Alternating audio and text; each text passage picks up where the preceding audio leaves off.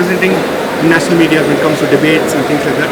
At the same time, in Karnataka, do you watch the debates and discussion? I mean, after watching that, I really felt like, the people who go there, so-called Muslim Mukhandaru, so-called the leaders of Muslim community, they're not doing a proper justification, or maybe they don't do their homework. So what's the message for them? Absolutely, I think you've got your question right. Anybody who represents Islam, whenever you go as a Muslim scholar, just having a long beard is not enough. You need to do your homework. You need to quote the Quran correctly. It is very important because you're representing a community. I truly believe there needs to be a filtering process of having the right individuals. For example, when I'm invited on the national media, I go as a youth leader, I go as a political analyst, I go as a spokesperson with my expertise. But therefore, those people who wish to be flag bearers of Quran and Islam need to do their homework, and they need to be given by the respective leaders of the community and also the priests.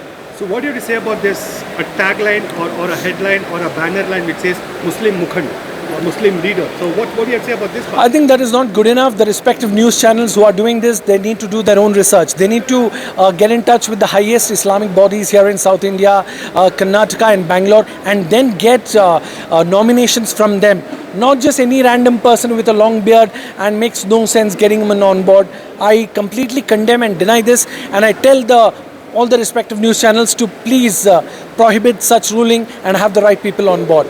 Because I am somebody who's done my masters in media, I've done my education in media from the Christ University, and I can tell you, with great power comes great responsibility. So therefore we need to be responsible in every word we speak. Har lafz ko tol mol ke bol diya jaye.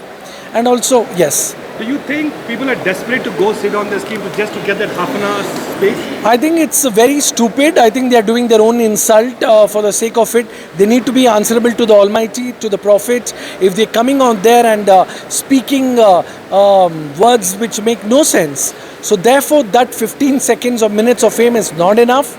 You better be informed. You need to do your own research, because when I sit on a national medium debate, because I know crores of people across India, 130 crore people who could be watching this. So therefore I need to do 5 to 6 hours of research on the subject. I need to do the law in it. I need to know the judgments on it. I need to be really ready, because when I sit on these Godi media channels, they question me like I am the be all and end all. But I need to be ready. But only speak what you are an expert in. My expertise is sports, politics, current affairs, youth empowerment or women empowerment. What is not your subject matter, do not go for it. And also, on this beautiful occasion, I'd like to say something very important. Islam is indeed a manifestation of peace and brotherhood, the humanity. Like the saying goes, Hindu मुस्लिम सिख ईसाई समझो अपनी शान को, मज़हब की दीवारों में ना बांटो हिंदुस्तान को. ना मैं हिंदू बनूँ ना तुम मुसलमान बनो, मैं भी इंसान बनूँ, तुम भी इंसान बनो. Let's take this brotherhood mantle. No matter the ruling party or the BJP, RS, VHF may try to divide us, but we need to be united, because united in strength, because we could be brothers in faith or equal in humanity. Thank you.